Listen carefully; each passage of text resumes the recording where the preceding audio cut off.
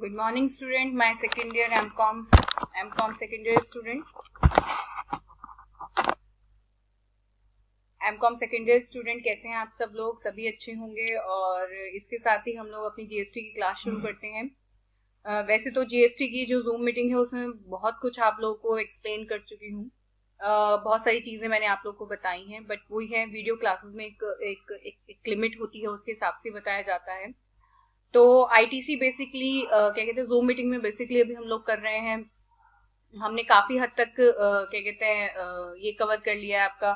In fact मैं zoom meeting में illustration, क्योंकि जो बच्चे वीडियो क्लासेस देख रहे हैं और जूम मीटिंग नहीं ले रहे हैं उन लोगों के साथ दिक्कत ही हो जाएगी, क्योंकि मैं आप लोग को एग्जाम्पल्स वगैरह भी जूम मीटिंग में करवा रही हूँ।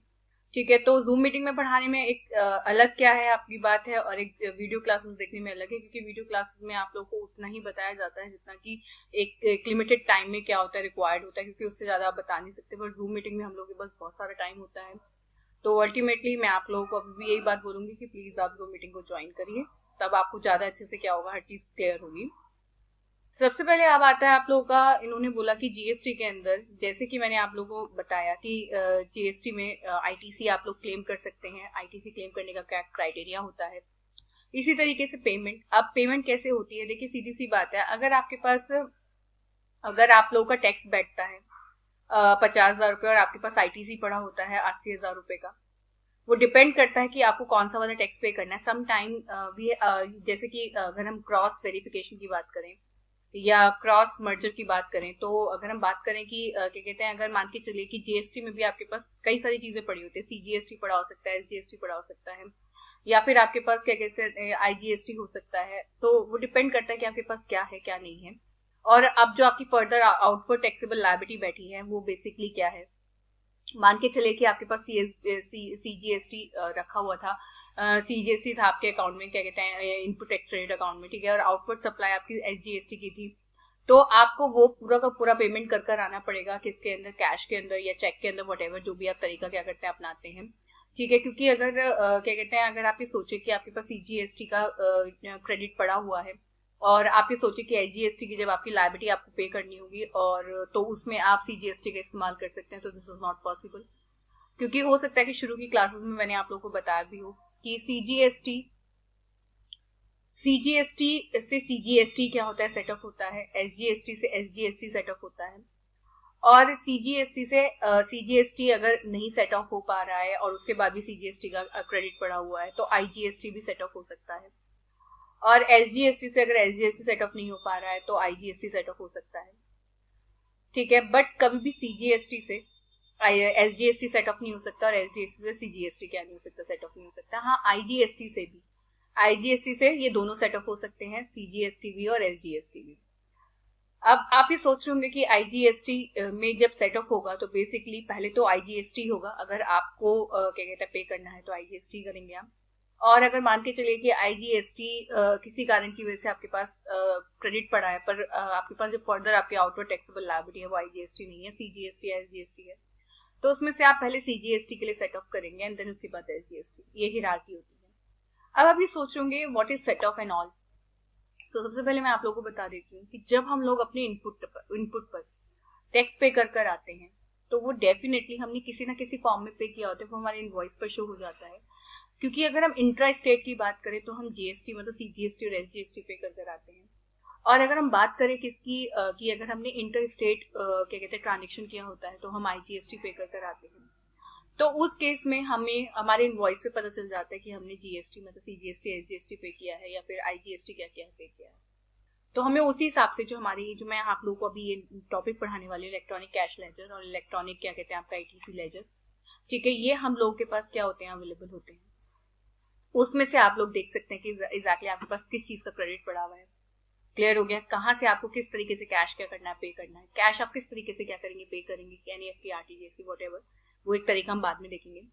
उसके बाद जब हम लोग क्या कहते हैं पे कर कर आते हैं, तो अल्टीमेटली हम उसका क्लेम आईटीसी के अंदर ले लेते हैं, उसका क्रेडिट हम आईटीसी के अंदर डाल देते हैं कि जब हम लोग क्या कहते हैं उस चीज को जो हम इनपुट लेकर आए हैं उससे फर्दर उसको प्रोसेस करके उसका एक आउटपुट तैयार करेंगे और उसको बाजार में क्या करेंगे, सेल करेंगे।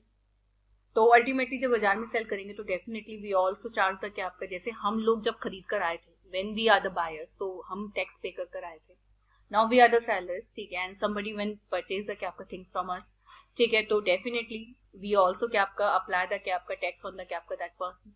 हम उस पर्सन से क्या करेंगे, डीएसटी मतलब उसके ऊपर हम टैक्स इम्पोज करेंगे। वो डिपेंड करता है वो ट्रांजेक्शन कौन सा, इंटरस्टेट या इंटरस्टेट, हम उसके ऊपर वो क्या करेंगे, चार्ज करेंगे।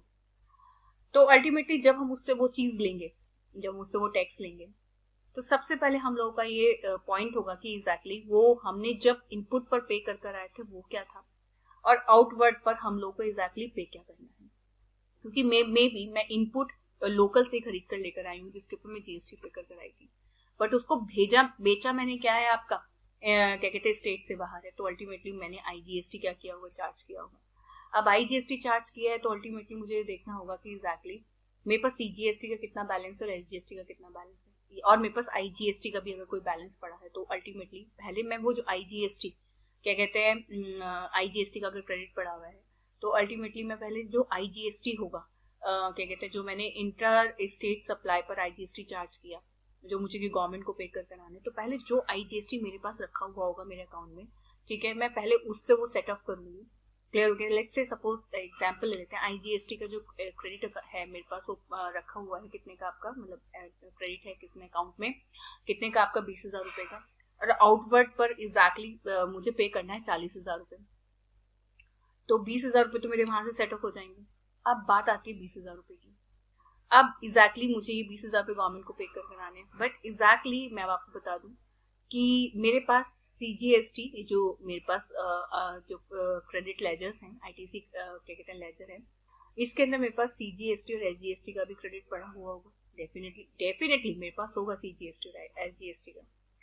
तो क्या कहते हैं पहले मैं क्या कहते हैं आईजीएसटी जो क्या करूंगी, क्लेम करूंगी, क्योंकि मैं जब मेरे पास क्रेडिट रखा हुआ है तो मैं फिर अपना कैश अपना पैसा क्यों पे करूं, क्योंकि पहले अब मैं इसको क्रेडिट में छोड़ दूं और उसके बाद क्या कहते हैं ये मैं कैश में पे कर रहा हूँ, और उसके बाद साल के एंड में जब मेरे पास कुछ भी सेटअप करने के लिए ना हो तो फिर मैं उसका रिफंड मांगती फिरूँ। तो वो ना करके मैं क्या करूंगी, मैं बेसिकली क्या कहते हैं मैं एक काम करूंगी कि अल्टीमेटली जो सीजीएसटी होगा उससे पहले मैं सेटअप करने की कोशिश करूंगी। लेट्स से सीजीएसटी मेरे पास कितना पड़ा हुआ है, 9,000 रुपए पड़ा हुआ है, तो 20,000 में से 9,000 मेरे ये सेटअप हो जाएंगे। अब उसके बाद अब मेरे पास कितने की लायबिलिटी रहेगी, 11,000 रुपए की। अब एसजीएसटी मेरे पास रखा हुआ है, वो कितने का मेरे पास रखा हुआ है, 7,000 रुपए का, तो मैं 7,000 रुपए यहाँ से क्या कर लेती हूँ, एसजीएसटी से सेटअप कर लेती हूँ। तो इधर मेरा जो इनपुट टैक्स क्रेडिट अकाउंट है वो तो मेरा नील हो जाता है। अब उसके बाद कितने बचते हैं, 7,000 9,000 कितने हो गए आपके 16,000, तो 16,000 मेरे सीजीएसटी और एसजीएसटी सेटअप हो गए, क्योंकि आईजीएसटी इज पॉसिबल कि पहले वो आईजीएसटी से सेटअप होता है उसके बाद सीजीएसटी और एसजीएसटी से भी सेटअप हो जाता है। अब बचे 4,000। नाउ अब मुझे वो जो 4,000 रुपए हैं वो मुझे किसमें, पहले मैं उसकी एंट्री कैश लेजर में डालूंगी कि इतने पैसे बैंक अकाउंट डेबिट या कैश अकाउंट डेबिट जो भी होगा, ठीक है, और क्या कहते हैं आईजीएसटी अकाउंट, क्लियर हो गया। एंड देन उसके बाद फिर क्या करूंगी मैं, क्या कहते हैं पे कर कराऊंगी गवर्नमेंट को। अब वो मैं किसके थ्रू करती हूँ, चाहे वो कैश के थ्रू करती हूँ, एनईएफटी के थ्रू करती हूँ, आरटीजीएस के थ्रू करती हूँ, क्रेडिट कार्ड डेबिट कार्ड, वो मेरा पॉइंट है, वो मेरा पर्सुएशन है कि एग्जैक्टली मैं उसको किस तरीके से करूंगी, वो मेरी प्रॉब्लम है, ठीक है। इसके अलावा वो 4,000 मुझे गवर्नमेंट को पे कर कराना। इसका मतलब ये है कि जरूरी नहीं कि अगर आपकी आउटपुट टैक्सेबल सप्लाई जितनी भी है और इनपुट में आपने जितना भी इस्तेमाल किया, ठीक है, वो अगर कम है तो आपको क्या कहते हैं उतना ही क्या करना है, क्लेम करना है। आप ये देखेंगे आपके क्रेडिट में कितना पड़ा हुआ है और क्रेडिट में क्या चीज पड़ी हुई है। अब मान के चलिए कि मैं इसका एग्जांपल ऐसे लूं कि मैंने पे तो सीजीएसटी किया था और मेरी आउटवर्ड टैक्सेबल सप्लाई पर एसजीएसटी है, तो डेफिनेटली यहाँ पर तो मेरे पास क्रेडिट पड़ा हुआ है, तब भी मैं सेट ऑफ नहीं कर सकती क्योंकि सीजीएसटी और एसजीएसटी आपस में क्या नहीं हो सकते, सेट ऑफ नहीं हो सकते। तो ये मेरी सबसे बड़ी प्रॉब्लम। क्लियर हो गया। तो उस केस में आपको ये देखना होता है कि एग्जैक्टली क्रेडिट अकाउंट में आपको क्या चीज रखी है, क्या चीज नहीं। And date of credit to the government account in the authorized bank is the date of payment for the credit in electronic cash ledger। तो सीधी सी बात है, तो आपको देखना होता है कि डेट ऑफ क्रेडिट, क्योंकि मैं आपको बता दूं कभी भी आप लोग को जो भी आपकी लायबिलिटी वाली जो तारीख होती है उससे कभी भी लेट नहीं होना चाहिए, क्योंकि अगर उससे लेट हुआ तो अल्टीमेटली गवर्नमेंट आपके ऊपर क्या कर देती है, इंटरेस्ट चार्ज कर देती है। And payment of tax is made by way of debit in the क्या इलेक्ट्रॉनिक कैश और क्रेडिट लेजर। तो सीधी सी बात है, वो तो डेबिट होगा क्योंकि कैश लेजर में आप पहले से पैसे डाल के रखते हैं किसके लिए, for the payment of GST, ठीक है। और जैसे ही आप लोग पेमेंट कर देंगे तो उसके बाद आप लोग डेबिट कर देंगे यहाँ से क्रेडिट लेजर को, क्योंकि क्रेडिट लेजर को भी, क्योंकि कैश लेजर और क्रेडिट लेजर या तो आप क्रेडिट लेजर का इस्तेमाल करते हैं या फिर आप कैश लेजर का इस्तेमाल करते हैं। क्रेडिट लेजर अगर आपके पास नहीं है या वो सेटअप होने वाला नहीं है तो अल्टीमेटली आप क्या कैश लेजर का इस्तेमाल करेंगे, तो किसी ना किसी को तो आपको क्या करना पड़ेगा, डेबिट। चलिए, इसके साथ ही मैं समझती हूँ कि आज के लिए इतना बहुत हो जाता है, ठीक है। और फिर मैं बात बोलूंगी आप लोगों को कि प्लीज आप क्लास को ज्वाइन कीजिए, क्योंकि क्लास में ज्यादा अच्छे से हर चीज क्लियर होती है, टू वे इंटरेक्शन होता है, बच्चे समझते हैं। प्लीज क्लास को ज्वाइन कीजिए। जो 2-4 बच्चे ज्वाइन करते हैं ये अच्छा नहीं है, प्लीज सभी लोग ज्वाइन कीजिए, ठीक है। Okay, bye guys, take care.